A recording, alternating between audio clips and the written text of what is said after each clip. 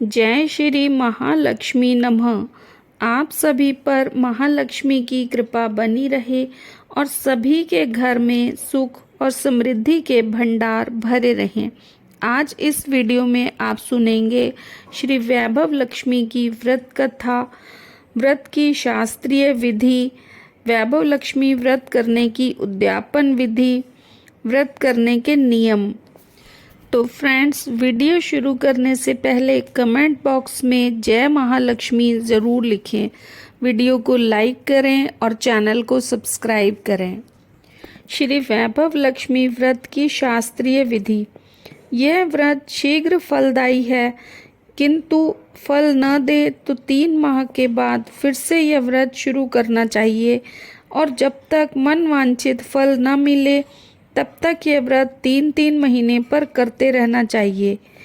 सर्वप्रथम श्री यंत्र को हाथ जोड़कर श्रद्धा पूर्वक नमस्कार करें। उसके बाद श्री वैभव दाता महालक्ष्मी मंत्र पढ़कर ध्यान करें। महालक्ष्मी के 8 स्वरूपों को नमस्कार करें। श्री महालक्ष्मी जी के 8 स्वरूप इस प्रकार हैं। श्री वैभव लक्ष्मी जी माँ, श्री धान्य लक्ष्मी माँ, श्री अधि लक्ष्मी माँ, श्री संतान लक्ष्मी माँ, श्री वीर लक्ष्मी माँ, श्री विजया लक्ष्मी माँ, श्री गज लक्ष्मी माँ। इसके पश्चात श्री महालक्ष्मी की स्तुति करें। सोने चांदी के आभूषण अथवा 1 रुपये के सिक्के की धूप, दीप, नैवेद्य आदि चढ़ाकर पूजा करें। इसके बाद दोनों हाथों से प्रसाद अर्पण करें। श्री लक्ष्मी जी की स्तुति और महिमा गाकर आरती उतारें। उसके बाद हाथ जोड़कर श्री वैभव लक्ष्मी माँ से अपनी मनोकामना कहकर उसे शीघ्र पूरी करने की विनती करें।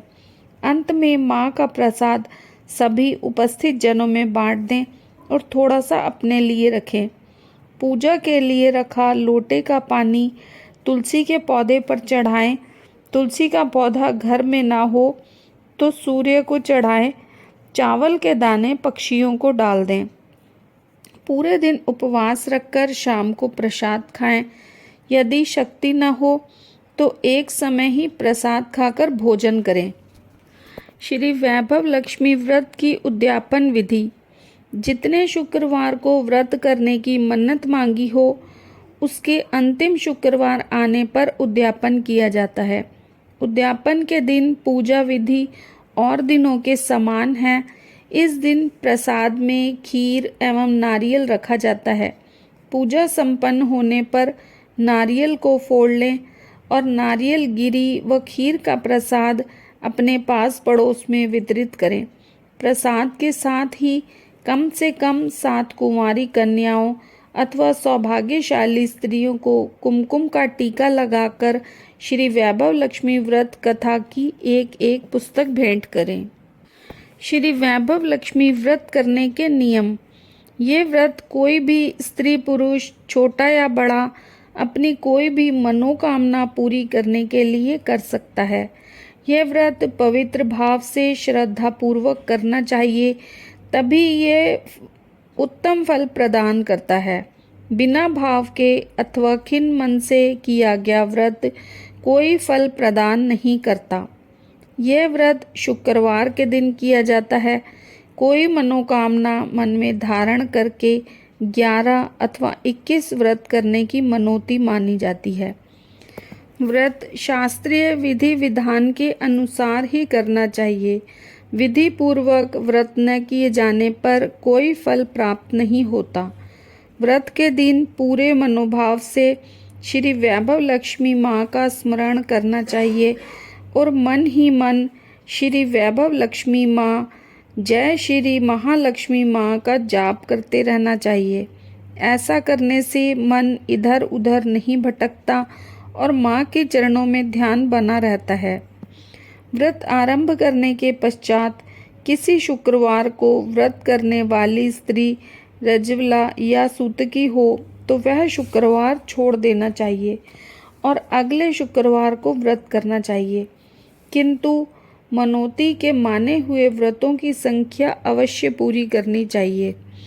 व्रतों के मध्य किसी शुक्रवार को यदि आप अपने घर से बाहर किसी अन्य स्थान पर हों तो भी वह शुक्रवार छोड़कर अगले शुक्रवार से व्रत करना चाहिए।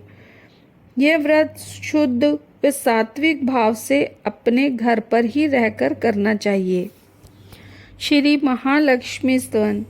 यह रक्तांबुजवासिनी विलासिनी चंडाशु तेजस्विनी या रक्ता रुधिम्बरा हरि सखी या श्री मनोहाल्दिनी या रत्नाकर मंथना प्रगटिता विष्णु स्वा मोहिनी सा मा पातु मनोरमा भगवती लक्ष्मी च पद्मावती। अर्थात जो लाल कमल में निवास करने वाली, अपूर्व कांति वाली व असहनीय तेज वाली है, जो रुधिर के समान लाल वस्त्र धारण किए हुए है, जो भगवान विष्णु की प्रियतमा तथा मन को उल्लास देने वाली है, जो समुद्र मंथन में प्रकट हुई और भगवान विष्णु की पत्नी है, ऐसी परम पूजनीय देवी महालक्ष्मी आप मेरी रक्षा करें। श्री वैभव लक्ष्मी व्रत कथा। एक बहुत बड़ा नगर था जिसकी जनसंख्या अत्यधिक थी। दूर पास के अनेकानेक लोग इस नगर में काम धंधों, नौकरी, रोजगार की तलाश में यहाँ आते थे और रोजगार पाने पर यहीं जम जाते थे। ऐसे लोग अपने काम धंधों में ऐसे व्यस्त रहते थे कि अपने अतिरिक्त किसी की परवाह नहीं करते थे। लोभ स्वार्थ ने घर के सदस्यों से भी प्रेम व्यवहार कम कर दिया था। ममता, प्यार, दया, सहानुभूति, परोपकार जैसे संस्कार बहुत कम हो गए थे। पूजा पाठ दिखावे व स्वार्थ पूर्ति के लिए ही लोग करते थे। श्रद्धा पूर्वक भक्ति भाव से प्रभु भजन एवं कीर्तन नाम मात्र को ही था। हेरा फेरी, बेईमानी, शराब, जुआ और व्याभिचारी आदि धर्म विरुद्ध कार्यों को ही लोग जीवन का सुख मानते थे।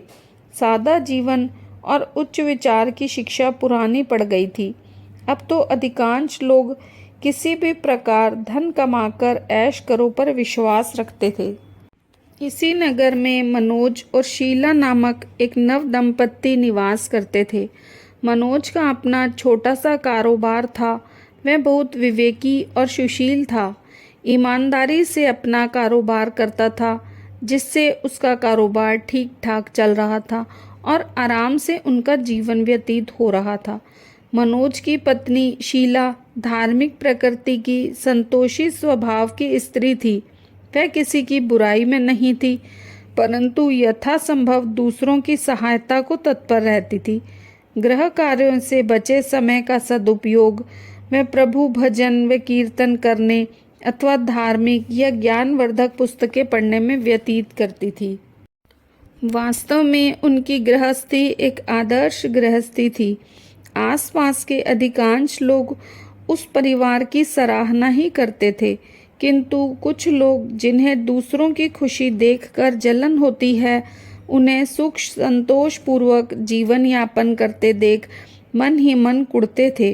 वे इस प्रयास में रहते थे कि किसी भी प्रकार मनोज को गलत रास्ते पर चलाकर उसकी संपत्ति से स्वयं ऐश कर सकें। मनोज और शीला की गृहस्थी इसी प्रकार हंसी खुशी चल रही थी। पर कहावत है, सब दिन होत न एक समान। मनुष्य के जीवन में सुख दुख लाभ हानि लगे रहते हैं। मनोज को भी अपने कारोबार में काफ़ी घाटा उठाना पड़ा। उसका शायद कुछ भाग्य ही रूठ गया था। वह अपने कारोबार में हुए घाटे को जल्द से जल्द लाभ में बदलने के चक्कर में गलत लोगों से मित्रता कर बैठा। ये झूठे मित्र उसे जल्दी ही करोड़पति बनने का सपना दिखाने लगे और उसे जुआ, घुड़दौड़, शराब आदि के कुचक्र में डाल दिया। जुए, शराब आदि से कौन धनवान हुआ है जो वह धनवान होता। मनोज करोड़पति तो बना नहीं, खाकपति अवश्य बन गया। जल्द से जल्द अमीर बनने के लालच में वह घर में थोड़ी बहुत बची धन संपत्ति, गहने जेवर आदि भी गंवा बैठा।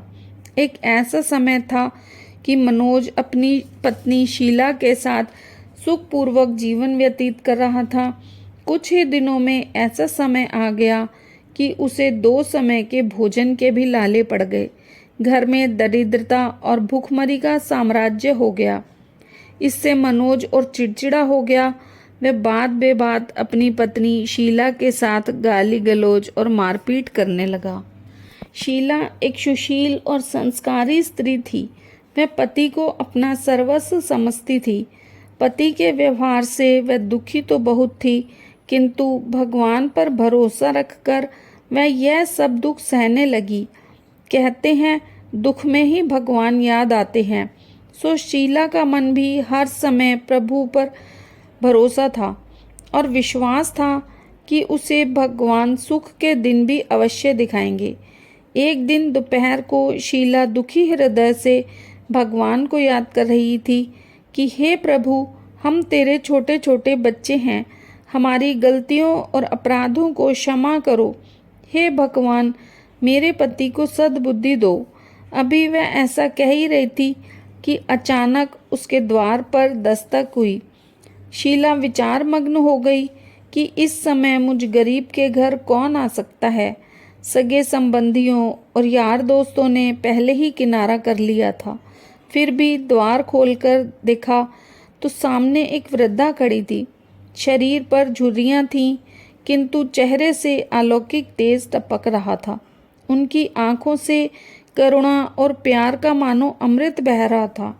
शीला उस वृद्धा को पहचानती नहीं थी, फिर भी आदर के साथ उन्हें घर के अंदर ले आई। किसी को बैठाने के लिए घर में उपयुक्त आसन तक नहीं था, अतः सकुचाते हुए शीला ने एक फटी हुई चादर बिछाकर उन्हें बैठने को कहा। वृद्धा उसी चादर पर आराम से बैठ गई। वृद्धा के आगमन से शीला को कुछ शांति सी महसूस हुई। वृद्धा ने उससे पूछा, शीला, मुझे पहचानती हो या नहीं? शीला बोली, माँ जी, आपको देखते हुए बहुत अपनत सा महसूस कर रही हूँ। ऐसा लगता है जैसे आप मेरी बहुत नज़दीकी हो। आपको देखकर मेरा रोम रोम खिल उठा है, जैसा प्राय किसी विशेष परिचित व्यक्ति से मिलने पर होता है। किंतु मुझे कुछ याद नहीं पड़ता कि मैंने आपको कहाँ देखा था। वृद्धा ने अपनत्व दिखाते हुए कहा, क्यों इतनी जल्दी भूल गई? अभी कुछ दिन पहले तो तू लक्ष्मी जी के मंदिर में शुक्रवार को भजन कीर्तन में आती थी। मैं भी उसमें जाया करती हूँ। हर शुक्रवार को मैं तुमसे वहाँ मिलती थी। जब से शीला का पति मनोज गलत लोगों की संगत में बैठकर घर लुटाने लगा था, तभी से शीला बाहर जाने में शर्म महसूस करने लगी थी। अतः उसने मंदिर जाना भी बंद कर दिया था। शीला ने याद करने की कोशिश की कि वह कब उस बुढ़िया माँ से मिली थी, परंतु उसे कुछ याद नहीं आया। तभी वृद्धा बोली, बेटी, तू मंदिर में कितने मधुर भजन गाती थी। बहुत दिन से तू वहाँ नहीं आई। मैंने सोचा चलो चलकर देखती हूँ, कहीं तू बीमार तो नहीं पड़ गई। यही सोचकर यहाँ चली आई। वृद्धा के ममत्व भरे वचनों को सुनकर शीला का हृदय भर आया। उसने अपनी रुलाई रोकने की कोशिश की, किंतु असफल रही और वह फूट कर रोने लगी। यह देखकर बुढ़िया माँ उसके पास आई और सिर पर प्यार भरा हाथ फेरकर उसे ढांढस बंधाने लगी। वृद्धा बोली, बेटी, जीवन में सुख और दुख आते ही रहते हैं। हमेशा सुख अथवा हमेशा दुख किसी पर नहीं होता, अतः दुखों से घबराना नहीं चाहिए। शीला बोली, माँ जी, मैं थोड़े दुख में कभी नहीं घबराई, किंतु अब नहीं सहा जाता। ऐसा कहते कहते वे फिर रोने लगी। वृद्धा फिर सांत्वना देते हुए बोली, धैर्य रखो बेटी और अपनी व्यथा मुझे बता। तुझे क्या दुख खाए जा रहा है? इस प्रकार बताने से तेरा मन भी हल्का हो जाएगा और मुझसे हो सकेगा तो तेरे दुख दूर करने का उपाय भी बता दूंगी। वृद्धा की बात सुनकर शीला के मन को बहुत राहत मिली। उसने बुढ़िया माँ को अपनी दुख भरी कथा सुनानी शुरू की। वह बोली, माँ जी, पहले मेरे परिवार में बहुत सुख शांति थी। मेरे पति बड़े मेहनती, ईमानदार और सुशील थे। भगवान की कृपा से घर में भी खुशियां ही खुशियां थीं। किसी भी कार्य में हमें धन की कमी महसूस नहीं होती थी। अचानक हमारे भाग्य ने पलटा खाया। मेरे पति को अपने कारोबार में घाटा हुआ। अधिक धन कमाने के चक्कर में वे बुरे लोगों की संगत में आ गए और शराब, जुआ, रेस जैसी बुराइयों में फंस गए। इस प्रकार उन्होंने अपना सब कुछ गंवा दिया। आज हम बिल्कुल कंगाल हो गए। अब तक जैसे तैसे घर की छोटी मोटी चीज़ें बेचकर अपना गुजारा करते रहे, पर अब तो घर की सब वस्तुएं भी समाप्त हो गईं। हम दर दर की ठोकरें खाने वाले भिखारी हो गए। वृद्धा बोली, बेटी, कर्म की गति बड़ी न्यारी होती है। मनुष्य यदि अच्छे कर्म करे तो उसे दुख नहीं उठाने पड़ते। कुछ पिछले जन्मों के कारण लाभ, हानि अथवा सुख दुख मनुष्य पर आते हैं। ऐसे में संयम से काम ले और भगवान पर भरोसा रखे तो शीघ्र ही उन दुखों से पार पा लेता है। बेटी, तेरे दिन भी अवश्य फिरेंगे। मैं तुझे उपाय बताती हूँ। तू भगवती महालक्ष्मी की भक्त है। वे तो स्वयं धन की देवी तथा प्रेम और करुणा की अवतार हैं। अपने भक्तों पर उनकी कृपा सदा बनी रहती है। अतः तू उन्हीं माँ लक्ष्मी जी का व्रत कर। वे अवश्य ही तेरा कष्ट दूर करेंगी। बुढ़िया माँ की बात सुनकर शीला बहुत प्रसन्न हुई। उसने पूछा, माँ जी, श्री महालक्ष्मी जी का व्रत कैसे किया जाता है, यह मुझे समझा कर कहो। मैं इस व्रत को अवश्य करूँगी। बुढ़िया ने कहा, बेटी, श्री महालक्ष्मी जी का व्रत बहुत ही सरल है। इसके करने से धन संपत्ति, सुख, वैभव और यश प्राप्त होता है। कुंवारी कन्या को मनचाहा पति मिले, निसंतान को संतान हो, खोई हुई वस्तु वापस मिले, कोई अन्य मनोकामनाएं भी इस व्रत को करने से पूर्ण होती हैं। धन और वैभव प्रदान करने के कारण ही देवी महालक्ष्मी को धन लक्ष्मी अथवा वैभव लक्ष्मी भी कहा जाता है। शुक्रवार देवी का दिन होता है, इसलिए यह व्रत शुक्रवार को ही किया जाता है। व्रत करने वाले को सुबह स्नान आदि से निवृत्त होकर भगवती महालक्ष्मी माँ, जय वैभव लक्ष्मी माँ का निरंतर जाप करते रहना चाहिए। सायंकाल अपने घर के कोने में चौका लगाकर अथवा साफ करके एक पटरा रखो। उसके ऊपर एक साफ कपड़ा बिछाकर उस पर थोड़े से चावल रखो। फिर एक लोटे में जल उन चावलों के ऊपर रखो। लोटे के ऊपर एक कटोरी रखो। उस कटोरी में सोने या चांदी का कोई आभूषण रखो। अगर कोई आभूषण न हो तो 1 रुपये का सिक्का भी कटोरी में रखा जा सकता है। इसके बाद एक घी का दीपक और धूप बत्ती जलाकर रखो। एक बर्तन में थोड़ा सा मीठा प्रसाद के रूप में रखो। प्रसाद में बताशे अथवा गुड़ भी रखा जा सकता है। पटरे के ऊपर लोटे के पास सोने, चांदी या तांबे से बना श्री यंत्र भी रखो। पूजा करने और कथा कहने के लिए पटरे के पास पूर्व की ओर मुंह करके बैठो। सबसे पहले श्री यंत्र को हाथ जोड़कर श्रद्धा पूर्वक नमस्कार करो। फिर वैभव लक्ष्मी के ध्यान मंत्र को पढ़कर भगवती महालक्ष्मी जी की स्तुति करो। इसके पश्चात कटोरी में रखे आभूषण या रुपये पर हल्दी, कुमकुम और चावल चढ़ाओ। फिर दोनों हाथों से लाल रंग के पुष्प अर्पित कर प्रसाद का भोग लगाओ और धूप व दीप दिखाओ। पुनः लक्ष्मी जी की स्तुति करके लक्ष्मी महिमा गाओ और आरती उतारो। फिर सच्चे मन से जय महालक्ष्मी का 11 बार उच्चारण करो। इसके बाद 11 या 21 शुक्रवार को व्रत करने का संकल्प लेकर अपनी मनोकामना पूरी करने के लिए माँ से हाथ जोड़कर विनती करो। अंत में माँ का प्रसाद बांट दो। थोड़ा सा प्रसाद अपने लिए रखो। बाद में कटोरी में रखा आभूषण, रुपया और श्री यंत्र उठाकर रखो। लोटे का पानी तुलसी के पौधे पर चढ़ा दो। इस दिन पूरे दिन उपवास रखकर सायंकाल प्रसाद खाना चाहिए। इतनी शक्ति न हो तो शाम को एक बार प्रसाद खाकर सादा वैष्णव भोजन कर सकते हैं। इस प्रकार व्रत को शास्त्रीय विधि के अनुसार करने से उसका फल अवश्य प्राप्त होता है। इस विधि के प्रभाव से मनुष्य की सब प्रकार की विपत्तियां दूर होकर धन वैभव की प्राप्ति होती है। कुंवारी कन्याओं को मनभावन पति मिलता है। सौभाग्यवती स्त्रियों का सौभाग्य अखंड रहता है। निसंतान दंपत्ति को संतान होती है और कोई भी मनोकामना हो तो वह अवश्य पूरी होती है। शीला यह सब सुनकर बहुत प्रसन्न हुई। उसने कहा, माँ जी, आपने जो वैभव लक्ष्मी की व्रत विधि मुझे बताई है उसे मैं अवश्य ही करूँगी।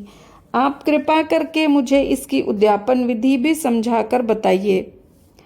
वृद्धा ने कहा, बेटी, इसकी उद्यापन विधि भी बहुत सरल है। ध्यान से सुनो। 11 या 21 जितने शुक्रवार को यह व्रत करने का संकल्प लिया हो उतने व्रत पूर्ण श्रद्धा और भावना से पूरे होने पर अंतिम शुक्रवार को उद्यापन किया जाता है। इस दिन पूजा विधि हर शुक्रवार को की गई पूजा विधि की तरह ही की जाती है। इस दिन प्रसाद के लिए नारियल गिरी और खीर का प्रसाद वितरित किया जाता है। प्रसाद के साथ कम से कम 7 कुमारी या सौभाग्यवती स्त्रियों को कुमकुम का तिलक लगाकर श्री वैभव लक्ष्मी व्रत कथा की एक पुस्तक भेंट की जाती है। अंत में फिर भगवती श्री महालक्ष्मी के विभिन्न स्वरूपों को श्रद्धापूर्वक हाथ जोड़कर नमस्कार करो और मन ही मन माँ से प्रार्थना करो कि हे महालक्ष्मी माँ, हे धन लक्ष्मी माँ, हे वैभव लक्ष्मी माँ, मैंने सच्चे हृदय से आपका व्रत पूर्ण किया है। फिर भी मुझसे कोई गलती या अपराध हुआ हो उसे क्षमा करना और हमारी मनोकामना पूर्ण करना, हमारा सबका कल्याण करना, हमारी विपत्तियों को दूर करके हमें धन वैभव प्रदान करना। हे देवी माँ, आपकी महिमा अपरंपार है। बुढ़िया माँ से श्री वैभव लक्ष्मी के व्रत की शास्त्रीय विधि सुनकर शीला का मन मयूर नाच उठा। उसे लगा मानो उसे मन मांगी मुराद मिल गई हो। उसने तत्काल अपनी आंखें बंद करके मन ही मन संकल्प लिया कि हे वैभव लक्ष्मी माँ, मैं आपका 21 शुक्रवार तक बुढ़िया माँ द्वारा बताई गई शास्त्रीय विधि के अनुसार व्रत और उद्यापन करूंगी। इस प्रकार संकल्प करके जैसे ही शीला ने आंखें खोली तो वृद्धा माँ को कमरे में नहीं पाया। उसने घर से बाहर आकर देखा किंतु वहाँ उसे कहीं भी माँ जी दिखाई न दी। उसे बहुत आश्चर्य हुआ कि थोड़ी देर में कहाँ गायब हो गईं। वास्तव में वे साक्षात भगवती महालक्ष्मी थी जो अपनी भक्त शीला को वृद्धा का वेश रखकर रास्ता दिखाने आई थी। अगले दिन शुक्रवार था। सुबह नहा धोकर मन ही मन जय महालक्ष्मी, जय वैभव लक्ष्मी का जाप करने लगी। सायंकाल वह वैभव लक्ष्मी माँ की पूजा करने बैठी। घर में कोई आभूषण तो था नहीं। आभूषण के नाम पर उसकी नाक में एक लौंग बची थी, वही उसने निकालकर धोकर कटोरी में रखी। घर में थोड़ी शक्कर थी, उसका प्रसाद बनाया। फिर बुढ़िया माँ के द्वारा बताई गई शास्त्रीय विधि के द्वारा वैभव लक्ष्मी माँ का पूजन किया। पूजन के पश्चात उसने प्रसाद अपने पति मनोज तथा अन्य लोगों में वितरित किया। अंत में स्वयं ग्रहण किया। श्री वैभव लक्ष्मी माँ का प्रसाद खाते ही मनोज के स्वभाव में परिवर्तन आने लगा। उसका चिड़चिड़ापन कम होने लगा और उसका मन बुराइयों से दूर होकर कारोबार जो पहले बिल्कुल ठप हो गया था फिर से जमने लगा। 21वें शुक्रवार को शीला ने बुढ़िया माँ द्वारा बताई गई शास्त्रीय विधि के अनुसार उद्यापन किया और 11 स्त्रियों को श्री वैभव लक्ष्मी व्रत की पुस्तक भेंट में दी। फिर भगवती महालक्ष्मी के वैभव लक्ष्मी स्वरूप को मन ही मन प्रणाम करके प्रार्थना की कि हे वैभव लक्ष्मी माँ, मैंने आपके व्रत की जो मनौती मांगी थी वह आज पूर्ण हुई है। हे माँ, हमारे संकटों को दूर कर हमारा कल्याण करो। जाने अनजाने में यदि हमसे कोई अपराध हुआ हो उसे क्षमा करना माँ। हमें धन संपत्ति और वैभव प्रदान करना, हमें सद्बुद्धि देना। हे माँ, आपकी महिमा अपरंपार है, आपकी सदा जय हो। इस प्रकार व्रत संपूर्ण होने के बाद कुछ ही दिनों में मनोज के कारोबार में अच्छा लाभ होने लगा। उसने शीला को उसके जेवर वापस दिला दिए और घर में पहले जैसी सुख शांति आ गई। श्री वैभव लक्ष्मी माँ के प्रताप को देखकर अन्य बहुत सी औरतों ने भी विधि पूर्वक व्रत किया और मन भावन फल प्राप्त किए। हे महालक्ष्मी माँ, हे वैभव लक्ष्मी माँ, जैसे आपने शीला पर कृपा की ऐसे ही अपने अन्य भक्तों पर भी कृपा करना, सबका कल्याण करना, उनको सुख शांति प्रदान करना। बोलो वैभव लक्ष्मी माता की जय।